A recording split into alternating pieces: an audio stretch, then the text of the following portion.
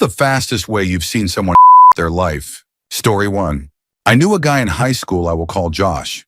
He was pretty smart, a bit of a troublemaker, and he and I had been in the same classes for years.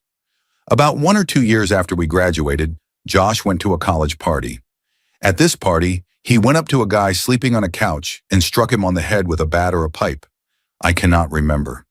I still have no idea why he did this, but alcohol was involved.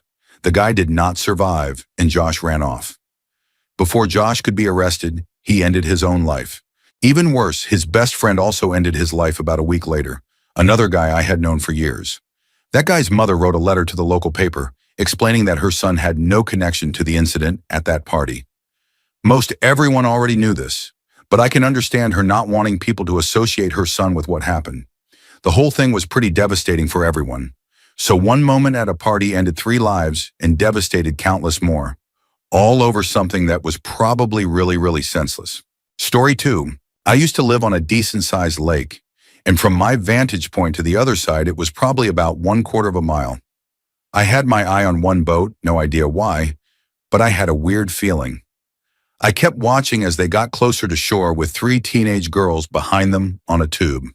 The driver, who was very drunk, made a correction which in turn swung the girls at high speed toward the shore and right into a steel dock. The 3 girls hit the dock at around 40 miles per hour. One of them passed away on impact. Another was left in a coma and unfortunately died months later, and the survivor was left with permanent physical damage. Not only did this man destroy 2 families' lives in a matter of seconds, he is now in prison for life, and some spectators will never forget the sound of what happened, let alone the horrifying screams from their mothers. It has been a few years, and I have not touched alcohol since. Story 3. When I was living in New England, I met a man at church who had the most bizarre haircut and a very unusual personality. The back half of his hair was a different coarseness and length than the rest, but that was just as noticeable as the fact that he was recently missing a thumb, with scars that looked fresh. He was pretty well off and had a family that everyone knew and respected. 2 daughters, a son, and a charismatic wife. The son was the one who ruined everything for his family with one reckless choice. He had always been the black sheep, partying irresponsibly. Because of his poor behavior, he was grounded from the family European vacation, so he threw a massive party in his family's home while they were gone. The mistake was this. He showed off his father's gold coin collection to impress random people at the party. The party ended, people went home, he cleaned up, and his family returned none the wiser. Later that week, a few people from the party came back uninvited in the middle of the night armed with large blades. They broke in and instantly went to each bedroom to hurt anyone they found. The first bedroom they came across was the youngest daughter's room, and they attacked her while she was asleep. Her confused screams woke the rest of the family. The father ran in to help, the wife called the police, the older daughter eventually jumped from her bedroom window, and the son hid in his closet. The father fought off the attackers with his bare hands, losing his thumb in the process, as well as having chunks of his skull injured by the blows. He never stopped fighting back. Surprised by the resistance they were receiving, the attackers ran without taking the gold they had come for. He chased them down the driveway before collapsing from blood loss. No one died. The youngest daughter now has long scars down her face and head and was nearly mute for years from the psychological trauma. Now she has blossomed in her later teenage years, participating in local school plays. The father had a steel plate installed to complete his skull, over which a skin graft was placed. He is fully functioning. Other than a few social quirks and scars, he is fine. The healing that this family had to go through astounds me, all because of one mistake. They are closer together now despite all the pain. The wife even affectionately calls her husband my favorite butthead every chance she gets. Story 4. She was unhappy but was not communicating with her husband. Over a couple of months, the mood grew tense. One day she did not come home and said she needed time to think. A few weeks went by and it all came out that she was living with someone else. A man who had spent time in prison, smoking cannabis and drinking constantly, and wanting nothing to do with her husband and 2 children. A few months before, they had been a normal family, but she threw it all away to go party. People separate all the time, but the way she did it was like burning the bridge completely. It was unnecessary. She keeps saying her ex-husband is a great guy and that she is doing this for the kids, but she has only seen them a couple of days in the last 2 months. He might even have to pay her child support since he earns more, while she does absolutely nothing for them. Her friends and family have pretty much disowned her. She destroyed her life because she could not communicate with her husband and decided to tear everything down instead. For those questioning why he would have to pay her money, this is in Florida, and he is trying to get full custody of the kids. But that is very difficult in that state without strong evidence that she is unfit, which he does not have yet. If custody is split 60-40 in his favor, he will still have to pay her child support since his income is higher. He has a lawyer, but divorce law is not easy to navigate. He is weighing his options and hoping to get full custody. Story 5. I grew up in a middle-class family and went to a private Christian elementary school before my parents decided to move to a small-town rural community. Public school was hard for a few years. In some ways, I was just too nice, too much of a dork, too nerdy, and so on. My mom would give my brother and me a ride to school and read to us in the parking lot. Naturally, kids in my 5th grade class started to make fun of me. This went on until my sophomore year in high school, when I started to play in a rock band with a few friends. We were pretty good, and I became popular almost overnight. I also started to take pain pills recreationally with some of the older kids. This started the downhill spiral. In my senior year, I took the SAT and got what at the time was a very good score, the highest of anyone in my high school for a long time. I do not remember exactly why I did not apply to go to any four-year universities, but I did not. Instead, I took pain pills. And the year after graduating, I was introduced to stronger substances by a guy at the pizza shop where I worked. At first, I managed by smoking them, but later I ended up moving to the city, where I made friends with others who were addicted.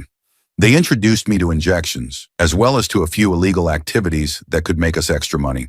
Whenever I could not get what I wanted, I would drink copious amounts of wine, sometimes 5-liter boxes in a sitting. It was after one of these drinking sessions that I was arrested for driving under the influence. Of all the poor choices I made during my addiction, I regret that the most. It is such a selfish and destructive choice, and I am profoundly grateful that I never physically hurt anyone. After that, my addiction got harder to manage, and my parents were worried about me. They convinced me to move home, but I kept using for another year before meeting a guy named Jake in a support program who introduced me to coca. I consider my first mix of hero and coca to be the true catalyst for hitting rock bottom. I was in treatment groups to stay in compliance with my court order, but I failed all of them because I was obsessed with using. One day, Jake and I were driving back from the city after buying enough to last the week, or so we thought. When we got home, we realized we had already gone through all of it. We were very out of control when I decided to steal money from the same pizza place where I had worked on and off for almost 5 years. I was a manager by then, so I knew the codes. I also knew I was being videotaped, but I did not care. I needed that money. I waved at the girl on shift, headed upstairs, and stole about $1,500 in petty cash. Jake and I spent most of it in a couple of days, and I lost the rest when I was arrested in the city of Portland, Oregon, the next night. Over the course of the next month, I turned myself in for the theft charge, only to be released to await trial a few days later. Instead of staying clean, I continued to use. I stayed with my dad, who was living an hour south of Portland, to take care of his sick mother. I manipulated him into buying substances for me for a week before I took his credit card and bought a computer with it, which I traded for more substances. I planned on ending my life with the substances I had because I hated what my life had become, hated myself for being unable to stop, and felt overwhelming guilt for what I was doing to my family. I could not see a way out.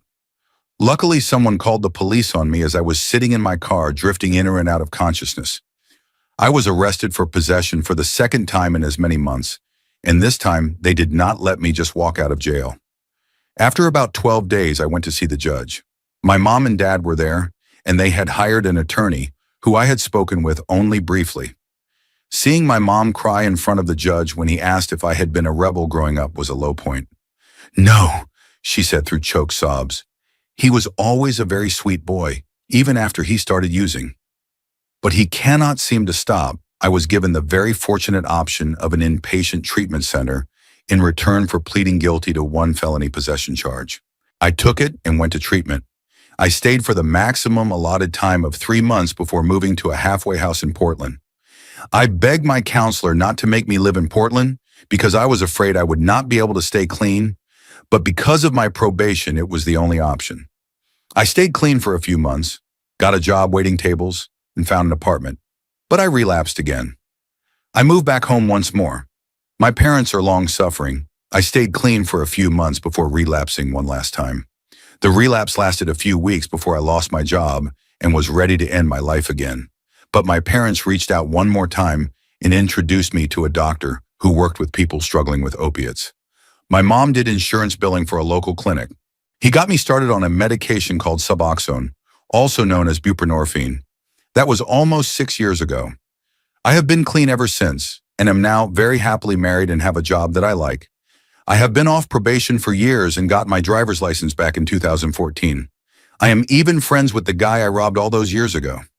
The reason I am sharing my story is because I want you to know that if you or someone you love is struggling, if it feels like you have done something to ruin your life completely, it is not the end.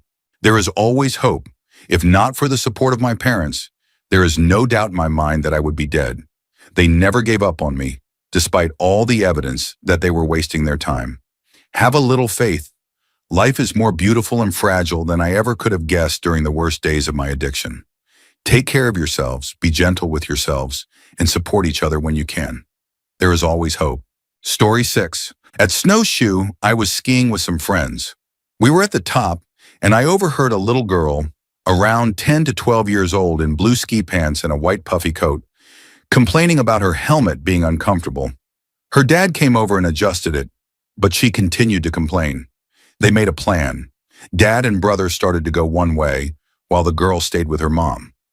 I heard her dad say clearly, "The helmet stays on or you stay in the lodge." As soon as he was out of sight, her mom told her to just toss it in her bag and that she would deal with Dad later. The day went on. We skied, wiped out, got soaked, and had fun. Around dinner time, we were at the bottom of the hill, planning one more run before eating. The sun was low, it was cloudy, and the lights were turning on. Suddenly, there was a piercing scream as a young girl in blue pants and a white puffy jacket came flying out of control, straight through the flats, and headfirst into a cement anchor for the lift line. The sound was sickening, and the whole crowd went silent as she hit with a wet thud. Someone behind me vomited. I do not know if she survived. I just know she never moved again, while ski patrol loaded her onto a board with a neck brace. I also do not know if a helmet would have made a difference. But the image of that moment has stayed with me. Story 7. My sister once had a great job, a husband who loved her, and a beautiful baby girl. Then she made a friend at work who convinced her to cheat time from the company, and she was fired. She enrolled in school trying to make her life better, but then met another friend who introduced her to synthetic substances. Later, she was caught shoplifting from the store where I worked. I eventually quit because management made it clear I would never be trusted again. My sister had a second child, but ended up spending the rent money on substances. She and her husband, with their 2 kids, had to move into a single bedroom at my parents' house. She fell further into substances, first coca, then later methamphetamine. She had a 3rd child during that time. Substances became her entire world. She stole from and lied to everyone, even teaching her kids to cover for her so she could get her next fix. The worst of it came when our 85-year-old grandmother was on vacation.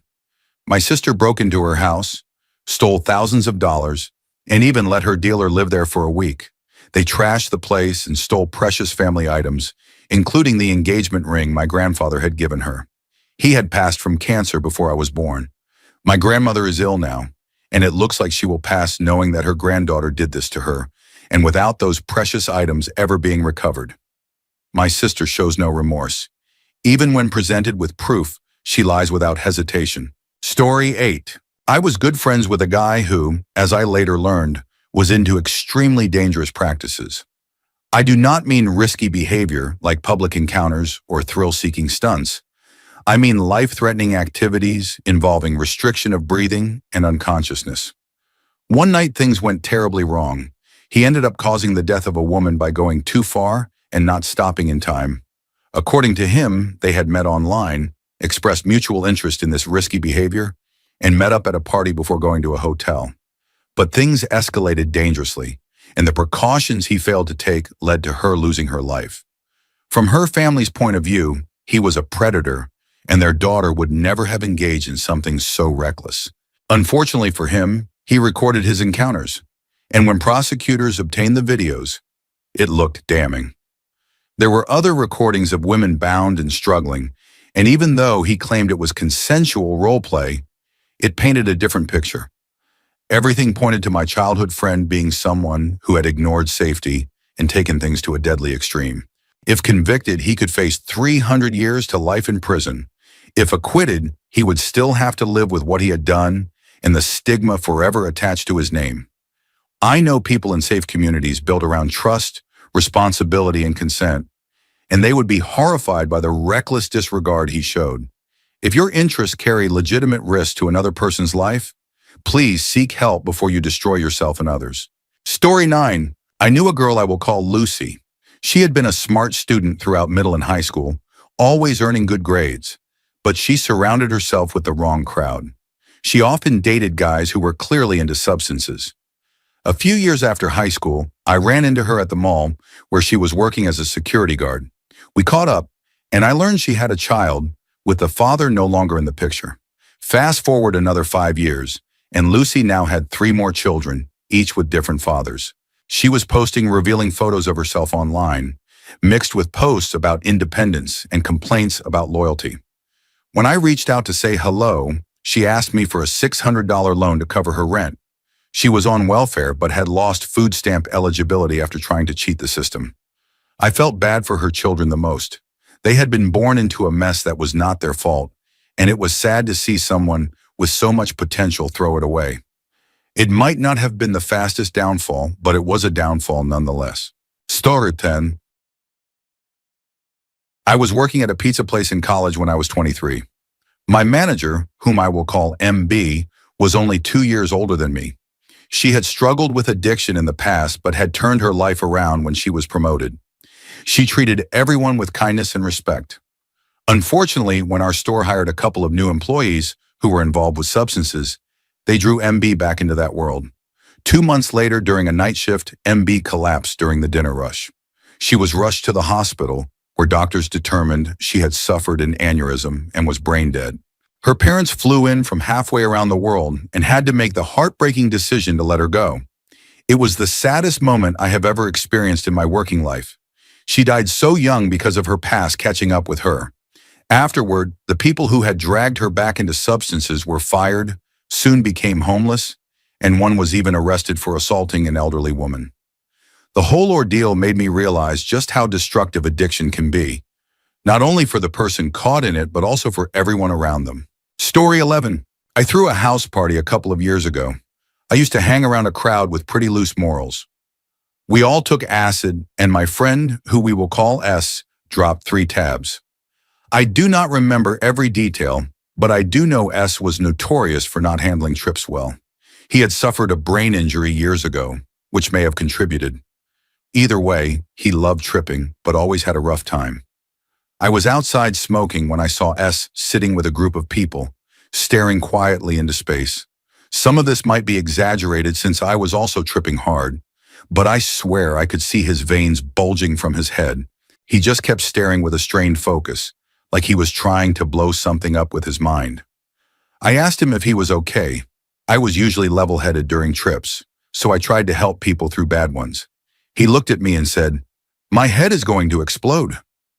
At first I thought he had just taken too much, but then he started ranting about reading our thoughts, hearing voices, and seeing demons. I tried my hardest to both calm him down and make sense of what was happening. After some soothing words and back pats, we managed to settle him down and ease him out of it. But ever since then, he never seemed quite the same. It might sound like a funny story, but it was not. That night seemed to break something in him mentally, and he has never been entirely right since. Maybe not life-ruining, but I would not be surprised if he has a serious mental break later. He was one of the few genuinely good people in that group, and it breaks my heart to think about it. Do not do substances. They might feel fun, but it is not worth your physical or mental health. Story 12. I worked in a grocery store bakery. A new assistant manager came in and immediately adjusted the workflow to be more efficient, which really just meant dumping all his work on the already overworked evening crew. He constantly complained about the quality of everyone's work and insulted the staff, seemingly just because he could. He especially targeted me because I listened to the wrong talk radio station, and he went out of his way to insult me and give me extra work. One day, shortly before closing, he left the bakery with an empty cake box. When he came back, the box was taped up and looked neat. He set it on the counter and said he had to use the bathroom. I picked it up, and it was heavy, too heavy to be a cake. I called the acting manager and reported theft. They checked the cameras, and sure enough, he had filled the box with expensive steaks. The company pressed charges and prosecuted him fully. They were serious about making examples to stop employee theft. He lost everything overnight: his job, his house, and even his wife. I do not know what happened to him after that, but I doubt it was good. Story 13. I knew a guy and a girl whose lives seemed good until he started putting his friends in drinking before her. She broke up with him, and he was in a rough spot for a while. On her birthday a couple of years later, he called her and asked to grab lunch. Long story short, they got back together. One night, her daughter from a previous relationship was in a car accident. She asked him to watch her two younger boys while she rushed to help, but he was more focused on going out with his buddies. The kids were left alone for 2 hours. When she returned, she packed his things and tossed them outside. A few weeks later, she discovered she was pregnant. He wanted nothing to do with the child, so she became a single mother of 4. Without her support, he spiraled into bars and ended up with a woman who had worked as a promotions model. 17 years later, he was practically living with her in a rough neighborhood with their 2 kids. One was 14, already dealing marijuana, breaking into houses, and repeatedly under house arrest, and the other was 10, stuck enduring his older brother's bullying. Their relationship was toxic, filled with constant fights. Meanwhile, the original girl raised her 4 kids on her own and eventually found love again. She remarried in June, and now 2 of her kids are married with children of their own. The third has a son, and I am the 4th. Story 14.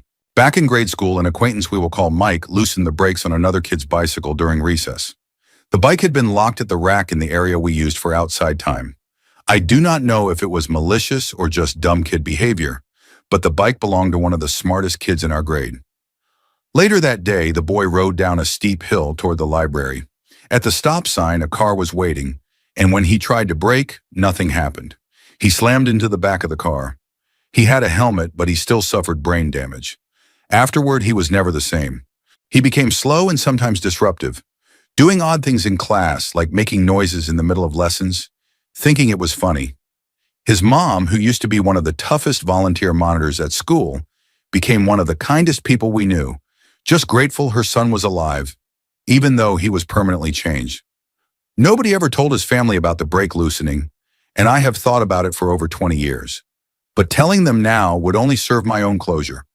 His life was permanently altered, and it is something I have carried with me ever since. Story 15. My roommates and I had planned to go for a drive and smoke before celebrating the last day of finals at college. It was a nice May day, but we decided to stay home instead, already lazy and relaxed. The windows were open, the screen door was unlocked, and we were sitting around. Suddenly, we heard rustling in the bushes beneath the window. Looking out, we saw a man hiding there. As we were trying to process what was happening, we heard sirens getting closer.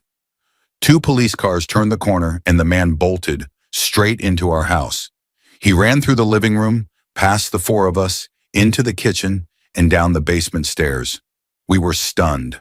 Moments later, the police burst into our living room with guns drawn, shouting, "Where did he go?" We pointed downstairs. They ran down, caught him, and dragged him out. Turns out he had just robbed a bank 2 blocks away. There we sat, stoned, with everything out in plain view, while a dozen police officers surrounded us. A detective came over, got our names, and asked what happened. We told him the story. He listened, asked a few more questions, then stood up. I thought we were going to prison, but instead he smiled and said, "You should clean up that mess on the table. Have a good day, fellas." And with that, he and his team walked out. leaving us speechless.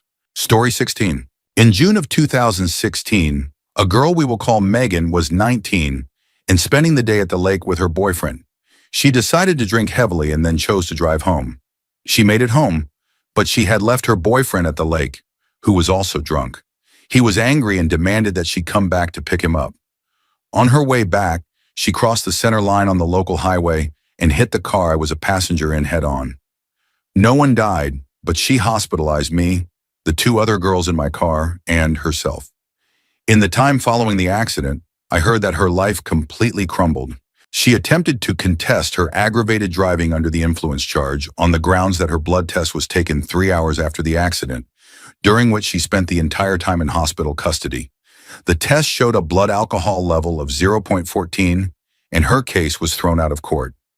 She then pled guilty, landing herself in jail for a few weeks along with probation, fines, license revocation, and community service. Her car was totaled, she lost her job because of her jail time, and later she was evicted. All three of us who were injured maxed out her liability and injury coverage and are now pursuing her personal assets for damages and suffering. I wish I could say I felt bad that her life was ruined, but I suffered a traumatic brain injury, a broken hand, a broken jaw, facial injuries, and lasting neck and back damage. She ruined our lives, and now all three of us will live in pain for the rest of our lives. Because she decided to get behind the wheel while intoxicated, she managed to destroy not only her own life, but ours as well. There is no excuse for driving under the influence in this day and age with services like Lyft and Uber. Do not drink and drive. Story 17. My ex-stepmom married my dad in 2007. At first, she was a wonderful person. She had a good job, she was caring, she cooked every night, and she came with 2 cats, which we considered a bonus. But over the years, she started to change, and her mental health issues began to show. Many times she talked about wanting to move away and never come back, taking my dad with her and leaving me and my sister behind. Eventually, she spent nearly all her time in her room, only leaving for work and dinner. She went through cycles of gaining and losing weight and eventually became verbally abusive toward my sister and me. She yelled at us for every little thing. The game controller left out, a sock on the floor, anything. Finally, my dad had enough. He kicked her out, though he still helped her by renting her a small apartment and paying the first month's rent. It later came out that she was smoking cannabis, using coca, and probably harder substances too, which only added to the reasons my dad left her. Around that time, he went to Hawaii for 2 weeks just to get away because he could not handle the stress anymore. For those 2 weeks, we thought he might be gone for good, but he eventually called my sister to say he was coming home and explained everything. We forgave him, but it was painful to think we had lost our dad. About a month or 2 later, my ex-stepmom was evicted, borrowed money from her family, got another apartment, and then got caught up in a shootout after she started selling substances with her new dealer boyfriend. I am not sure what exactly happened after that. The last I heard, she was living with 6 people somewhere in Brooklyn under uncertain conditions. What hurt most was that she took her 2 cats with her, as well as my dog, which had been my sister's graduation gift in 8th grade. We loved him, but he is likely gone now. I can only imagine she either put him down or sold him for money. Story 18. My childhood friends and I had a tradition every Super Bowl Sunday. We would watch the first half, play a touch football game in the street during halftime, and then have boxing matches after the game. We were all best friends and teammates, and like many high school athletes, we partied a lot and experimented with substances. Growing up in California, they were easy to find. During our junior year after the big game, we continued the tradition of friendly boxing matches. My buddy, we will call him Jim, stepped up for his fight. It started off fine, but with one swing he dislocated his shoulder and tore his rotator cuff. We had no idea how serious it was. He took Vicodin, smoked some cannabis, and brushed it off. Weeks later, he was still taking the painkillers. What followed was years of abuse, eventually hero use and full addiction. He lost a lot of weight, pushed away family and friends, and went from one destructive relationship to another. He tried rehab once and even attempted to manage with methadone, but nothing stuck. It was only when he could no longer hold a job that he finally sought real help. Jim has always been one of the most honest and genuine people I know. Even while addicted, he refused to steal. He always said, "I may be an addict, but I am not a thief." Eventually, he begged his father for help. His dad paid for his rehab, and he has been clean for 5 years. He is now heavier, has a daughter, and is engaged to the love of his life. He has come a long way, though he will never get those 6 lost years back. He is still one of my best friends. Story 19. I came out as gay almost 2 years ago. Soon after, I lost my job working with kids at a residential treatment center. I had been the team leader and trainer for new staff and foster families for 17 years. But within a month of coming out, I was fired. I started a new career as a truck driver, and after 6 months, I became an over-the-road instructor. My second student refused to stay off his phone while driving, even after I repeatedly warned him that it was against the law. He tried to fight me and hurled insults. I finally had enough, got out of the truck, and called my company. He then threatened to steal the fully loaded truck, so I called the police. They said they could not do anything. My company told me to let him drive to the nearest terminal since I could not legally drive for another 4 hours. Back on the road, he was still on his phone, swerving and brake checking the truck. I asked him to pull over for 30 minutes before calling 911 again. Once more, I was told nothing could be done. Finally, I warned my trainee that if he continued threatening me and putting my life in danger, I would defend myself. I ended up spending the night in jail, arrested for verbal assault. I was fired 2 days later, even though I had everything recorded on video. Before I came out, I had never been fired or had any problems with the law. Now I am struggling to find work, on the verge of losing my car and house, and battling depression and suicidal thoughts. Story 20. My friend had a girlfriend who was frankly very irresponsible. She failed school, had no qualifications, but was popular, and he was devoted to her. He bought her a house, a dog, and a car. They planned to get married and have a child. Then she went on vacation to Germany to see family. There she met her cousin's friends, all women, and ended up being unfaithful with them. Images of the encounters surfaced online, showing her in compromising situations. My friend saw them but kept quiet, hoping to move on since he still cared for her. When she returned, she was distant, withholding affection. Months later, he confronted her with the images, and she admitted she no longer wanted to be with him and identified differently than before. He ended things immediately, taking back the house, the car, and the dog. Her mother, very religious, disowned her when she learned the truth. With nowhere to go, she spent her last money on a plane ticket back to Germany, only to realize she had made a mistake. She eventually returned with nothing left. Around this time, my friend won the lottery. He redesigned his home, bought new cars, and was living well. She showed up at his door, begging to reconcile, but he turned her away, not knowing she was unaware of his win. She had no options, returned to Germany, and was later detained by the police for possession before being deported back to the United Kingdom. Now she lives in a hostel, broke, without family support. Her father imprisoned in Spain for fraud. She once had everything but lost it all because of reckless choices. Story 21. This story is not so much bad as it is sad. It happened sometime around 2006 to 2008. I cannot remember exactly when because I was about 11 at the time. I had a friend in elementary and middle school who lived within 2 miles of me, with a pharmacy in between our houses. She was about 12, her little brother was about 9, and their mother was around 40. One day they were at the pharmacy picking up a few things and walking back to their car in the parking lot. As they walked, the mother suddenly pushed both of her children out of the way. My friend hit her head on the sidewalk and woke up to the sound of her brothers screaming and crying. What had happened was that a car had slammed on the gas while backing out of a parking spot, heading straight toward them. The mother's quick reaction saved her children, but the car pinned her to the wall of the pharmacy, and she died within minutes. The little brother saw the entire thing and has struggled with depression and trauma ever since. My friend suffered a concussion, lost her mother that day, and has never been the same.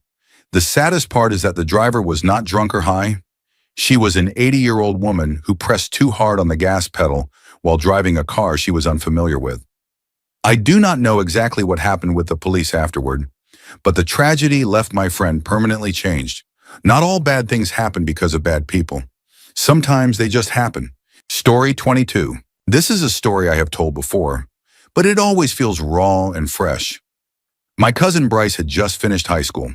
His girlfriend, his first love, named Taylor, was due to graduate the following year. Bryce loved her more than anything. They shared the same interests and connected deeply, both emotionally and intellectually. Shortly before Taylor's graduation, her father told her that Bryce was not worth her time, that he had no real direction. Her mother, Lucy, did not know about this conversation and actually liked Bryce, even being close with his mom. But Taylor listened to her father and suddenly broke up with Bryce. Understandably, he was devastated. He tried to understand what he had done wrong, and she eventually told him the truth before slowly cutting off contact. A deep depression set in. He started drinking heavily, then smoking cannabis, and eventually abusing Xanax. His parents placed him in rehab. He completed the program, but soon fell back into old habits. His personality began to change. He was angry or sad most of the time. One night, he and his best friend went to a party. He did not drink, but was obviously under the influence of something. When it was time to leave, he was stumbling and struggling even to turn the keys. They decided to sleep it off in the car. Police were called to the party and saw them in the car. Concerned, they checked to make sure he would not drive. They gave him a breathalyzer, which showed 0, and his friend also tested clean. Still, the officers suspected substance use and lectured him about the dangers. Bryce became defensive and balled his fists as if to fight. His friends stepped in to hold him back. Bryce was arrested and later charged. When his family found out, they were furious and kicked him out of their home. Another family member took him in. She had experience dealing with addiction in her own children and tried to help, taking away his keys, license, and wallet until he sobered up. Eventually, he went back home. Then one Sunday evening, he stayed at his best friend's house. He convinced his friend to let him buy cannabis, but he also bought Xanax and other substances. The next morning, his friend found him dead from an overdose. Afterward, his mother read through his social media posts. They were full of pain, depression, and anger. He had even written things like, "I don't think I will live much longer." Substances and alcohol had become his only escape from heartbreak, and counseling and rehab had never been enough. His death tore through our family like a storm. His mother became distant and bitter. The family member who had tried to help him was pushed to the edge, blaming his best friend and his ex, even calling them murderers. She turned to alcohol herself and withdrew from everyone. His death created ripples of grief and anger that continue to divide and damage my family to this day. Story 23. This happened to an acquaintance of mine, and while I did not witness the event itself, I saw the aftermath. After the first .com crash, many skilled tech workers in their late 20s and early 30s found themselves unemployed, too expensive to hire in the bear market, too skilled to take lower-paying jobs. This guy was one of them. He ended up bartending and working as kitchen staff, sleeping during the day and hanging out at night with friends who paid for his drinks. It seemed to work for a while. Then one of his old friends got a good job when the economy started to rebound and helped him land a highly lucrative tech job, his first in nearly 5 years. He quit his service jobs, sold his house, at the bottom of the real estate market, unfortunately, and moved 200 miles to start his new career. On the very first day, he saw a woman walk into the office and sent his buddy a series of racist and cis messages about her over work chat. His friend was working on a project with their mutual boss, who saw the comments. The new hire was fired immediately on his first day. Now he had no job, no house, and was crashing on his friend's couch, nearly getting them both in trouble. He had maybe 6 months of cash left and had effectively blacklisted himself from the industry. Last I heard, nearly a decade later, he was living in an RV, driving for Uber, and trying to get back into bartending. Story 24. I was friends with a girl who was the most compassionate person I had ever met. Her mom was strict and focused heavily on school, so she did not hang out with friends much, but she was a straight-A student and incredibly talented with plants. By senior year, she started dating a guy who gave me bad vibes, but she seemed happy. After graduation, she became pregnant, and they planned to marry. I attended her baby shower, but after that, we lost contact. 3 years later, we reconnected and coincidentally became neighbors. She was no longer the same girl I knew. Her husband believed he was literally a fox, running on all fours, barking, and claiming he was trapped in a human body. He could not hold a job. Together they had 2 children who were neglected. He believed children could clean themselves like animals, so they were rarely bathed or clothed properly. Neither parent had a license or steady income, surviving on assistance and the kindness of others. She, once grounded and intelligent, now believed his delusions and had developed a compulsion to invent illnesses, both for herself and for her children. At one point, she begged doctors to perform unnecessary surgery on her 5-year-old, who was otherwise healthy and active. Their home became a hoarder's den filled with animals they did not feed. An entire litter of kittens died of starvation under their care. Their daughter, raised as though she were an animal, only barked and growled because that was how her father treated her. The family frequently fabricated stories about stalkers to justify moving whenever they failed to pay rent. Child Protective Services had been called countless times by me, the neighbors, and others, but nothing ever changed. Then a few months ago, they abandoned their rented house, leaving behind their belongings and the animals they had neglected. I do not know where they are now or how the children are doing. Story 25. This story is about a guy I went to high school with. We were in the same class, though we did not talk much. He was popular, good-looking, and from a wealthy family, attending our private school. During his 2nd or 3rd year, he went to study in another state. There, after getting into an argument with a teacher, he stabbed him in the leg. Somehow he avoided serious consequences, possibly thanks to family connections, and eventually came back home. I had forgotten about him until, about a year ago, I saw his name in the news. He had murdered his uncle, his uncle's wife, and their 2 young children in Spain. Reports said he dismembered them, put their remains into bags, and then flew home. Neighbors later complained about a terrible smell, leading police to the discovery. Apparently, he had been living with the family until recently, but they moved away because of his obsessive behavior toward his uncle's wife. When he tracked them down, he killed them all, supposedly saying it would be too cruel to kill just his uncle. He is now in prison in Spain. Looking back after the stabbing incident, I figured he was troubled, but I never imagined he was capable of such horrors. I learned the full story from the same friend who once had a crush on him in high school, a fact she no longer wants anyone to bring up. Story 26. When I first started playing Xbox, I met a group of 4 kids my age. They quickly became some of my closest friends. We would play zombies on Call of Duty Black Ops for hours every day. Over time, we lost touch.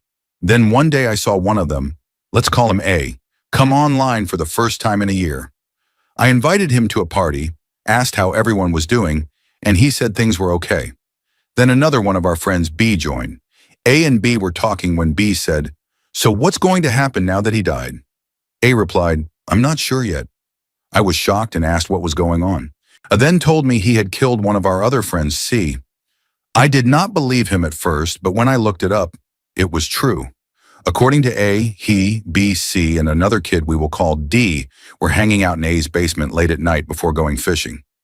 D had brought a pistol. They were messing with the gun, which they thought was unloaded, when A got a phone call. He handed the gun back to D and walked away.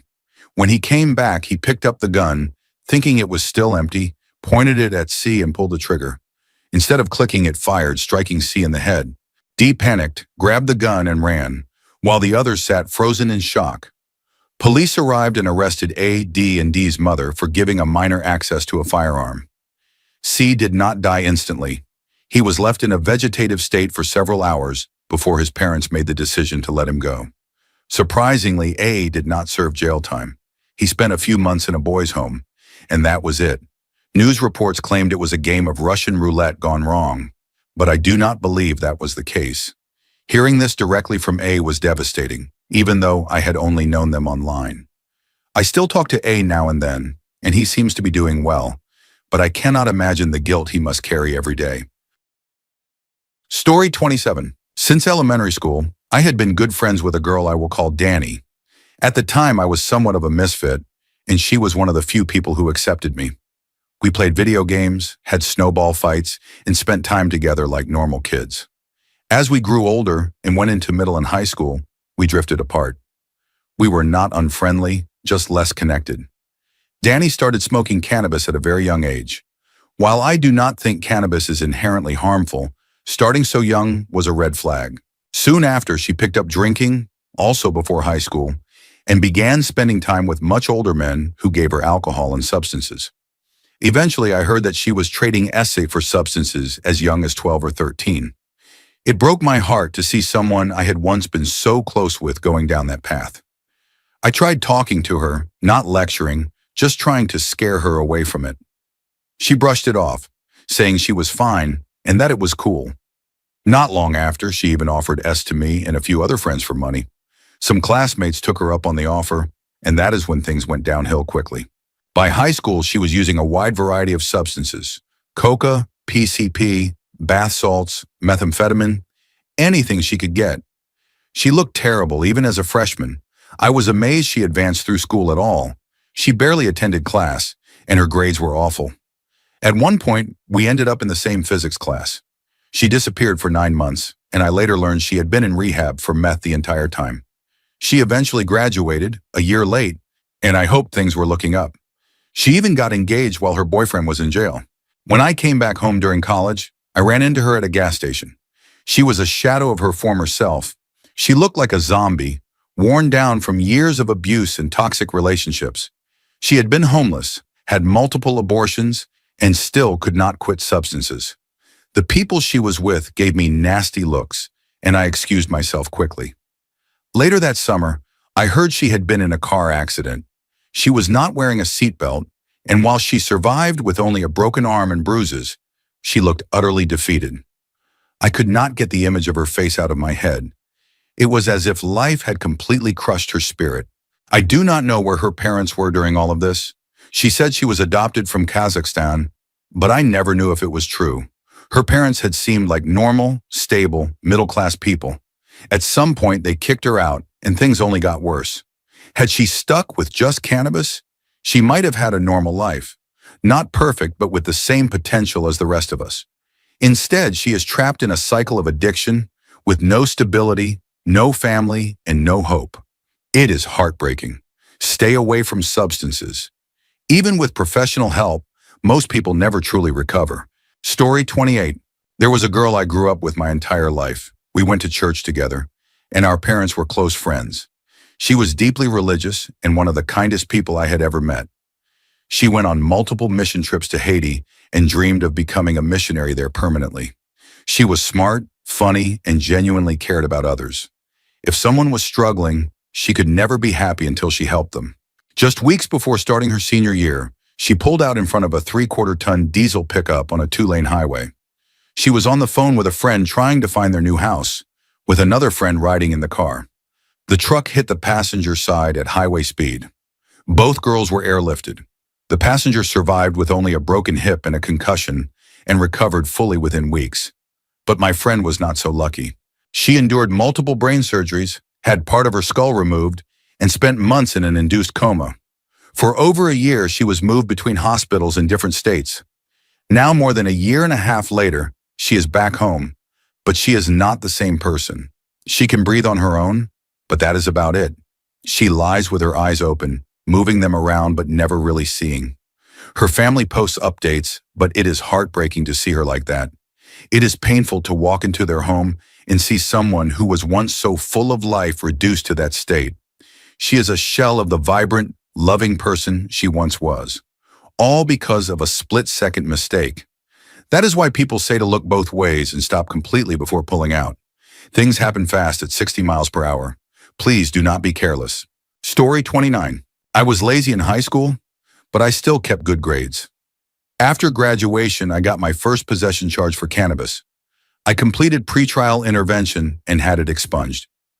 I went to college, but not long after, I caught another simple possession charge while heading home one weekend. I accepted the charge and kept going. Later, on another trip with friends, I was charged again. This time, the judge gave me a conditional discharge, and the charges were dropped. Then, when my college roommate was arrested for selling, the police found a pound in our shared room. It belonged to him, and he admitted it. But I still ended up with another possession charge because I gave the officers a half ounce of my personal stash.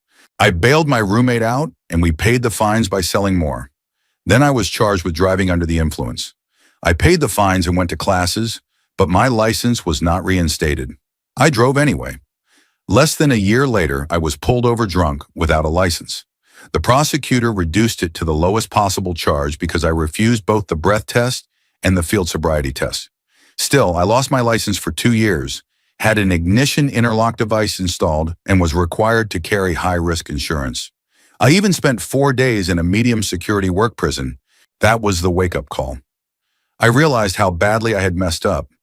I asked my parents if I could move home and start fresh. They agreed. I got a job making $7.75 an hour. 4 years later, I am making $50,000 a year, salaried, with the same company. I am still far from perfect. I still drink. But I never drive under the influence anymore, and I do not drink if I have to work the next day. There is always time to improve yourself. You just have to commit. Story 30. My mom's best friend had 3 daughters. We were like extended family, always exchanging Christmas cards and visiting. The oldest was bold, the middle one, my age, was quiet, and the youngest was outgoing. The middle daughter was diagnosed with diabetes, and since the family struggled financially, she relied on state assistance for her medication. As teenagers, all 3 girls became pregnant around the same time. The oldest had a boy, and the other 2 had girls. They all used substances, starting mostly with cannabis, which I did not think was too harmful. But the middle daughter's health grew worse as she neglected her diabetes. Eventually, all 3 sisters got into methamphetamine. The oldest went to rehab with her partner, leaving their son with his grandparents. She cycled in and out of treatment, but still struggles today. The middle sister, who had always been anxious, rarely left the house and depended on her parents to do basic tasks. She switched from meth to ecstasy, but kept declining. The youngest cut ties with the family, moved in with her boyfriend's family, got clean, and seemed to be doing better. The middle sister spiraled. She ignored her diabetes, spent all her money on substances, and relied on her parents to raise her daughter. She was constantly in the hospital. Her parents visited her often, but she refused to take care of herself. I was angry at her then, feeling like she had given up and abandoned her daughter. In reality, I think I had already started grieving for her. She had been one of my closest friends growing up, but the girl I knew was gone. Doctors warned her repeatedly that the substances were killing her. She stopped getting out of bed for anything but food, ignored her child, and wasted away. One day after using again with a friend, she collapsed. She was rushed to the hospital, but this time there was nothing they could do. She died at 22 years old. It was heartbreaking to watch someone with so much potential waste away like that. Her daughter lost her mother, her family lost their child, and I lost the friend I grew up with. Story 31. Maybe not as fast as other stories, but this one always stuck with me. There was a couple on my parents' street who were constantly fighting, screaming at each other in public. They had a little boy, about 5 years old. When they finally divorced, the mother moved out, and the father got custody of the boy every other weekend. At first, he only smoked cannabis when his son was not around, but eventually he stopped hiding it and lit up even when the boy was there. A few months later, it escalated. Crack, coca, hero, anything he could get. His son was left outside all day, unsupervised, barely clothed, and without friends to play with. My parents, who worked in healthcare, would give the boy food and keep an eye on him when they could. But when the father found out, he started threatening them. They were just about to call child services when the man was caught selling substances out of his house. He was arrested for multiple crimes and locked up. The boy went to live with his mother permanently. I never saw either of them again. But that man managed to wreck his life and nearly his son's astonishingly fast. Story 32. I had this friend whose life was already in rough shape, but what happened next buried him further. We used to hang out in his garage, smoke weed, play video games, listen to music. One night, while stoned, I jokingly pitched the idea of breaking into the local grocery store where he used to work, ripping out the safe and stealing the money. It was just stoner talk. I had no intention of doing it, but later he developed a serious hero habit, and desperation drove him to actually try. One night, he and another addict friend broke into the store after hours. Supposedly, according to the police report, his friend was on the phone ratting him out while he smashed a window and tried to grab whatever he could. At first, I thought it was a rumor. Then I saw the boarded-up window myself, and my neighbor told me they had seen him sprinting away before being tackled and arrested by the police. I felt guilty knowing I had planted the seed of the idea, but I never thought he would go through with it. I had only been joking. He ended up destroying himself by actually doing it. Story 33. My brother-in-law worked on the roadshow crew for a regional circus company. The pay was not great, but he liked the traveling and the wild, eccentric people he partied with.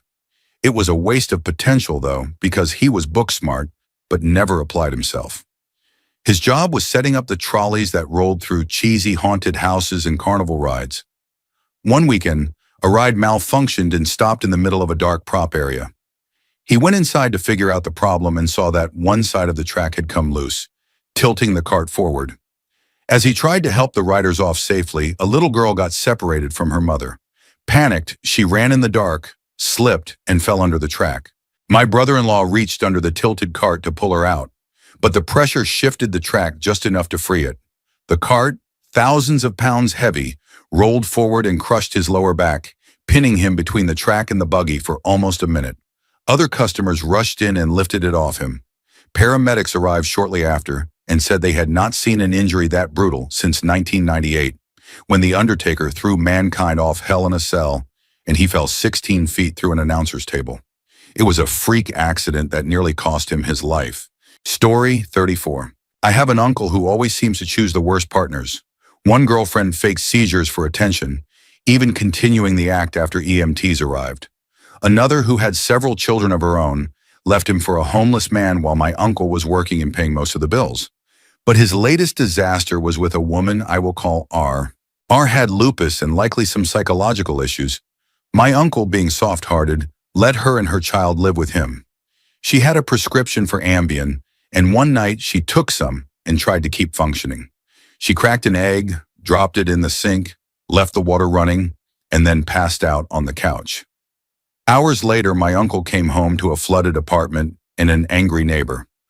Unsurprisingly, he was evicted. Instead of walking away, he kept R around. Soon he was living in his truck. Though it was paid off, he took out a loan against it to help cover expenses, giving some of the money to R under the assumption she would pay him back. Of course, she did not. She wasted the money with reckless choices and shady friends. Now my uncle was no longer a truck owner with some stability. He was homeless, saddled with debt, and tied down by her chaos. For a while, he showered and cleaned up at my place before finally leaving town to live with relatives in rural Nevada. R eventually cyberstalked him and harassed him even after he cut ties. In the end, he went from having his own home and a truck paid off to being homeless, in debt, and emotionally drained, all because of one terrible relationship. Story 35. When I was in school to join the Operating Engineers Union, there was a girl named Brittany. She was unfriendly toward the other women, but acted nice to the men. The program was a huge opportunity: free room, board and training, plus guaranteed entry into a middle-class income with pension, benefits, and vacation once you started working. All you had to do was follow the rules. Brittany decided to sneak off with a married crane operator who was there for continuing education. They went to a liquor store, then back to his dorm room, strictly off-limits to women. Security caught them in the act, and both lost their dorm privileges. The crane operator only had to stay another week, so it barely affected him. But Brittany had no money for a hotel and no car, so her father had to drive 3 hours in the middle of the night to pick her up. She lost her place in the apprenticeship and with it, an entire career. The guys in her group even admitted she was a natural on the machines. One poor choice destroyed her future. Story 36. My father's downfall wasn't quick. It was a long, slow collapse. He is a narcissistic man who emotionally abused me, my brother, and my mother for years without consequence. He cared only about money and driving a BMW he could not afford, buying a house beyond our means, draining our savings in the stock market, and even stealing from his children's accounts. My mom finally divorced him in the summer of 2016, which triggered his unraveling. At the time, I was so manipulated that I believed he was the victim, but I eventually saw the truth. Within a year, he told me I was a disappointment, cursed at me, and called me a loser. He has been unemployed for most of the last decade, has no friends, no money, and no relationship with his children. He even gave up the family dog because his new girlfriend from an online dating site didn't want it. Meanwhile, my mom, brother, and I have flourished since the divorce.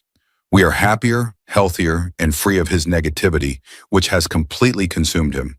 His own family still tries to excuse his behavior, saying life is stressful for him. But the truth is, he destroyed everything through arrogance, selfishness, and refusal to change. Instead of rebuilding his life, he let it collapse around him.